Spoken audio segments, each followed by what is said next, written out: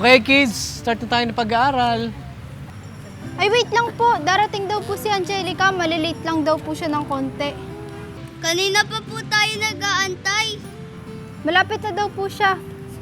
Kuya Eric, pasensya na po, nahuli po ako ng dating ngayon. Bakit? Ano ba nangyari sa'yo? Tinanghali po kasi ako ng gising kanina, kaya nga po lahat ng pinuntahan ko, late po ako. Akala ko hindi ka na darating eh. Mag-start na sana kami ng pag-aaral eh. Mahalaga pa naman ang mga oras na lumilipas. Time is gold!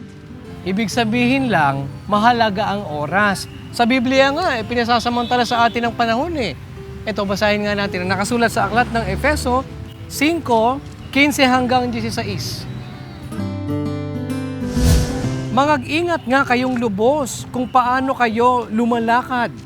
Huwag gaya ng mga mangmang, kundi gaya ng marurunong na inyong samantalahin ang panahon sapagkat ang mga araw ay masasama. Hindi po kami dapat nag-aasaya ng panahon. Sa halip ay pahalagahan po namin ito. Isa kasi ito sa inyong karapatan, ang maibigay ang sapat na oras at panahon sa inyong paggawa. At yan ating verse of the day.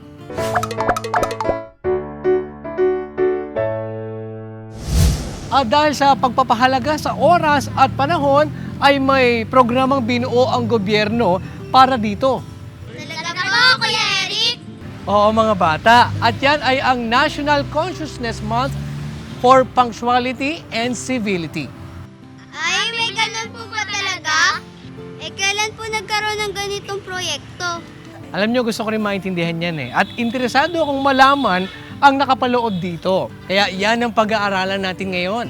Ang lahat ng yan is pagbabalik ng KNC Show!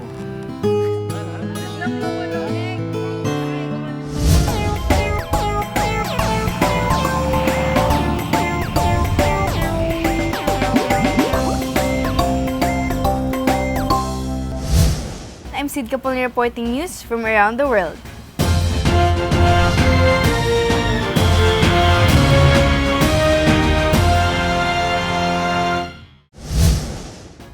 November 2008 was declared by former President Gloria Macapagal Arroyo as National Consciousness Month for Punctuality and Civility.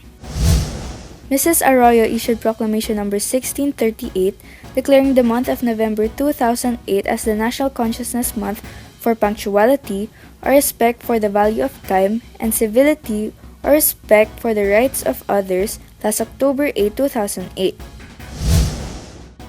She said that Organized Response for the Advancement of Society Incorporated, or ORAS, a non-government, non-profit, and non-stock organization composed of leaders from all sectors of society, has continually and effectively promoted the national campaign for the transformation of the habit of our people in respect to the value of time and respect for the rights of others. The former president added that punctuality and civility are two virtues that our citizens must possess if we want a peaceful, successful, and united society. Until next time, I'm Sid Kapulni reporting news from around the world.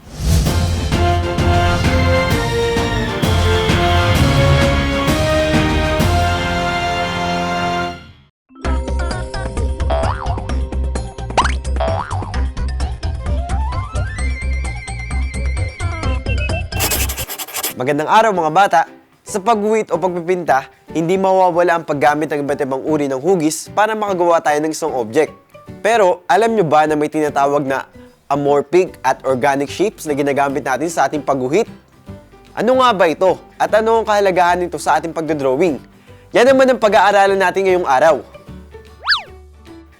Maraming uri ng shapes ang maaari nating gamitin sa ating pagguhit. Ilang halimbawa dyan ay ang square, rectangle, circle, oval, at triangle. Ang mga ganitong uri ng mga shape ay malaki ang niaambag sa ating pagguhit dahil gamit ang mga ito ay nakakabuo tayo ng mga object o subject sa ating ginuguhit. Pero meron din naman tinatawag na amorphic shape. Ito ay isang uri ng hugis na kung saan ay may kakaibang form na hindi natin madalas makita sa isang pangkaraniwang hugis. Ito ay distorted at walang tiyak na sukat at forma. Tinatawag rin itong shapeless object.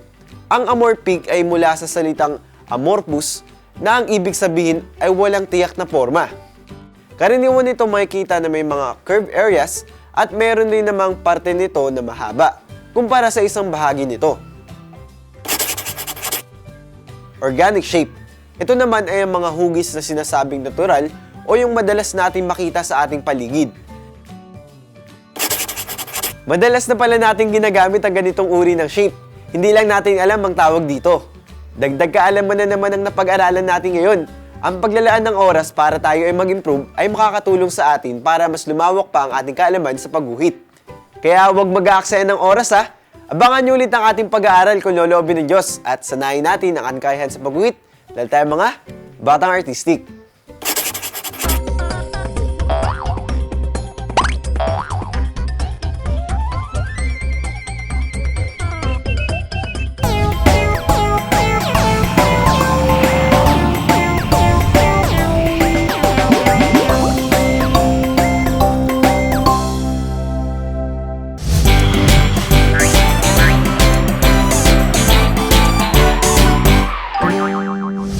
Magandang araw po, Asik Umali. Magandang araw din sa iyo, Bensi. May programa po ba ang DepEd para masiguro ang pagiging punctual ng mga bata? Well, mayroon tayong programa, Bensi, at sa katunayan, hindi lang basta programa, ito ay isang value na itinuturo po natin sa ating mga mag-aaral, ang pagiging punctual o yung pagiging parating nasa tamang oras. Yan ay itinuturo natin, Bensi, hindi lang basta programa, kundi kasama yan sa mga modules natin sa edukasyon sa pagpapakatao, sa asignaturang araling panlipunan, at iba pang mga bagay that has something to do with values education, yan ay idinidiin natin sa ating mga klase. Alam mo, Bensi, sa katunayan, itong konsepto ng pagiging punctual ay talaga namang napakahalaga dahil noong taong 2008 ay naglabas ng proklamasyon ang ating dating Pangulong Gloria Macapagal Arroyo na itinatalaga ang November 2008 nung panahon na yun bilang National Consciousness Month for Punctuality and Civility.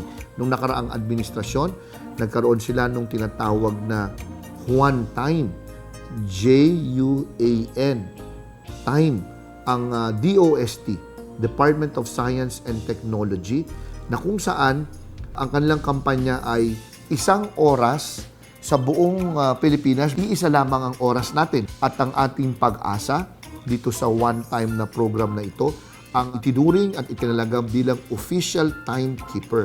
So yung oras ng pag-asa, yun yung tamang oras na dapat nating obserbahan. Kasabay nito ay ang kampanya na dapat one time is being on time. Ito ay isang programa na nagbibigay halaga sa oras. Hindi lang yung oras natin, kundi yung oras ng ibang tao. Kaya ang parating sinasabi rito ay pag sinabing alas 7, ito ay alas 7, Bensi, at hindi 7:30 or 8, na may ganoong kaugalian ang ilan natin mga kababayang Pilipino. Ito ang layunin, Bensi, ng mga programang ito at ng mga modules natin sa DepEd na mabago ang kaisipang ganito ng ating ilang, I would like to say, ilan lamang na kababayang Pilipino. Dahil sa totoo naman, Bensi, ang mga kababayan natin, marami rin naman sa kanila ang on time.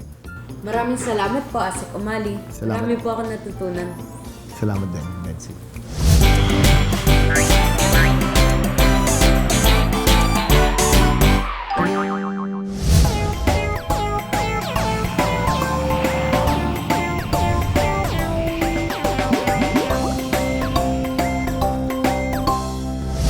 Maliwanag na po sa amin kung bakit may National Consciousness Month for Punctuality and Civility.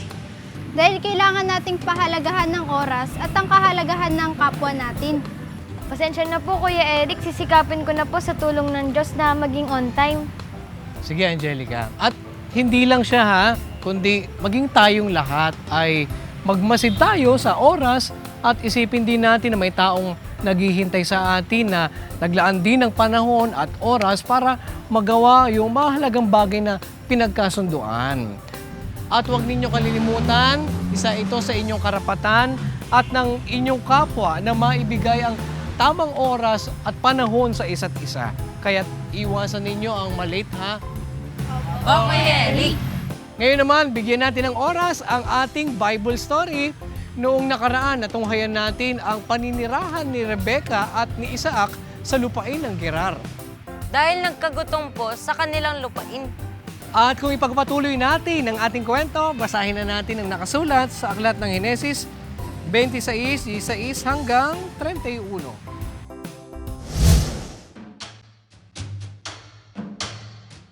At sinabi ni Abimelech kay Isaac, Humiwalay ka sa amin, sapagkat ikaw ay makapupong matibay kaysa amin.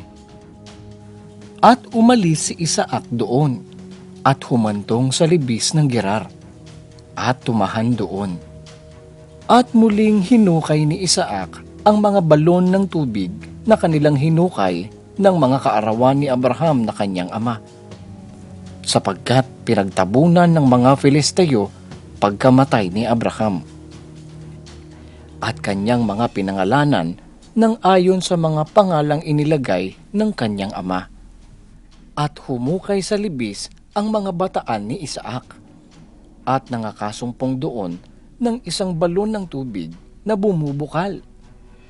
At nakipagtalo ang mga pastor ni Gerar sa mga pastor ni Isaac na sinasabi, Amin ang tubig!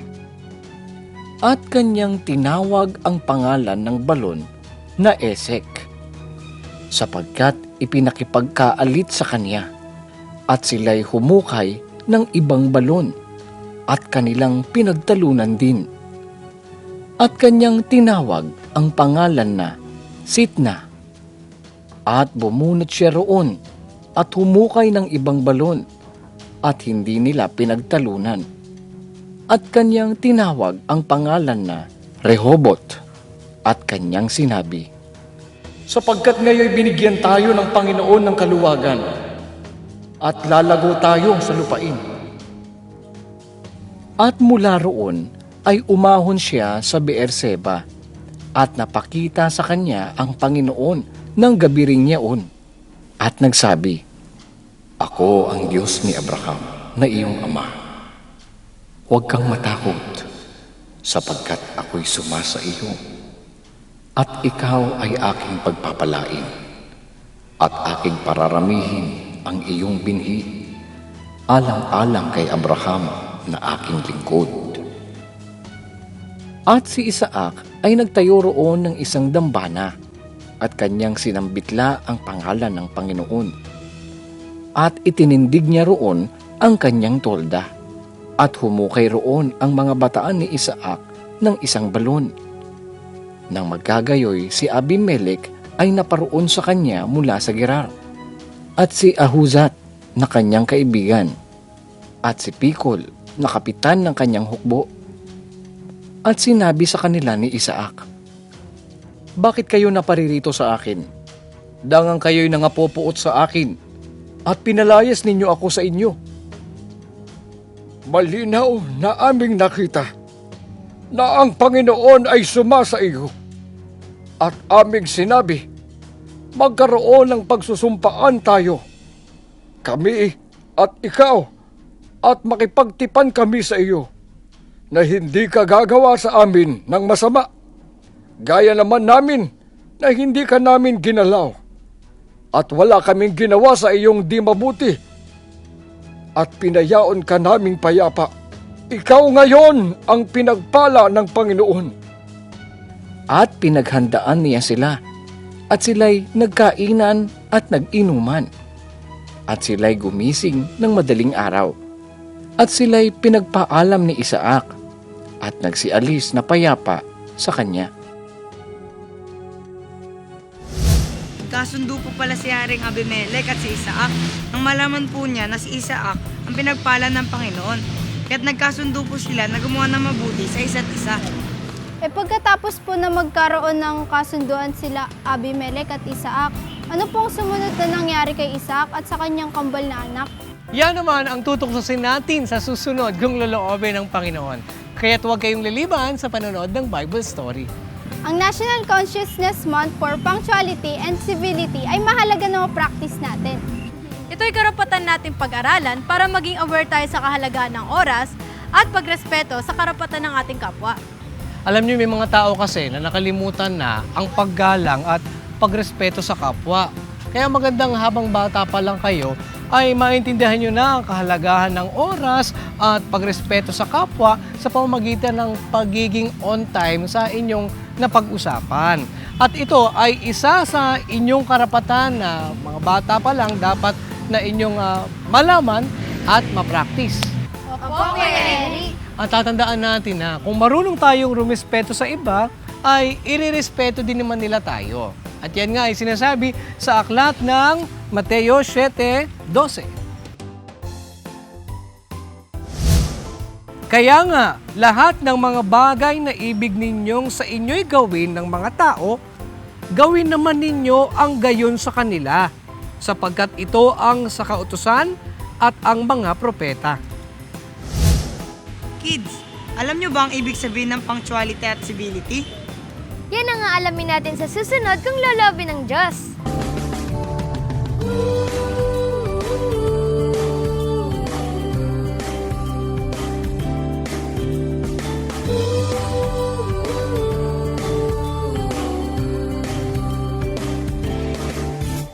Ako'y may karapatan na marinig sa aking sasabihin. Ngunit may pananagutan ka rin makinig sa sasabihin ng iba.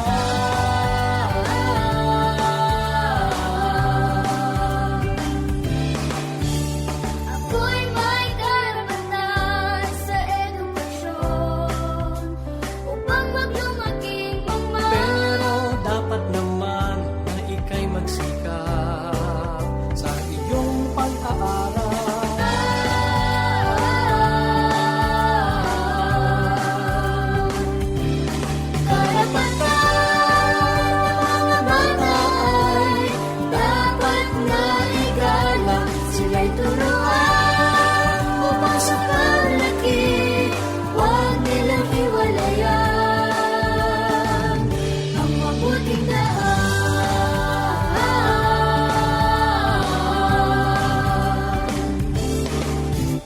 Ako'y may karapatang mabuhay at maglaro sa malinis na paligid. Kaya naman dapat lang na ika'y tumulong, na ingatan ng kapaligiran.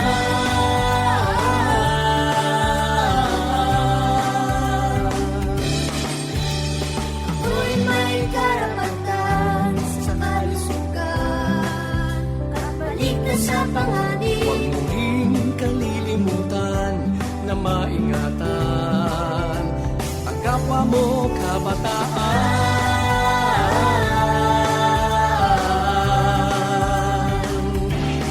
Karapatan ng mga bata ay dapat na igalang. Sila'y turuan upang sa paglaki huwag nilang hiwalayan ang mabuting daan.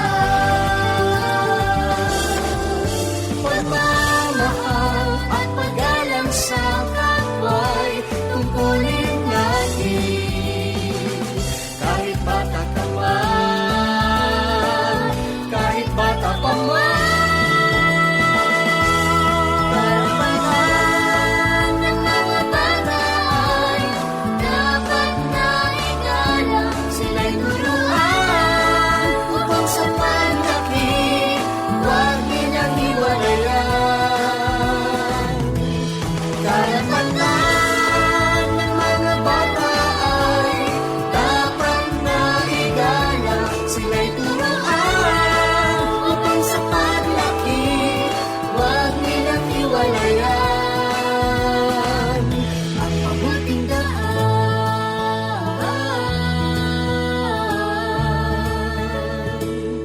Ang mabuting daan.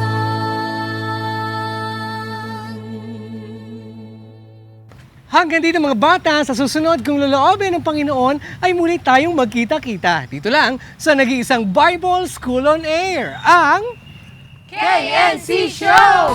KNC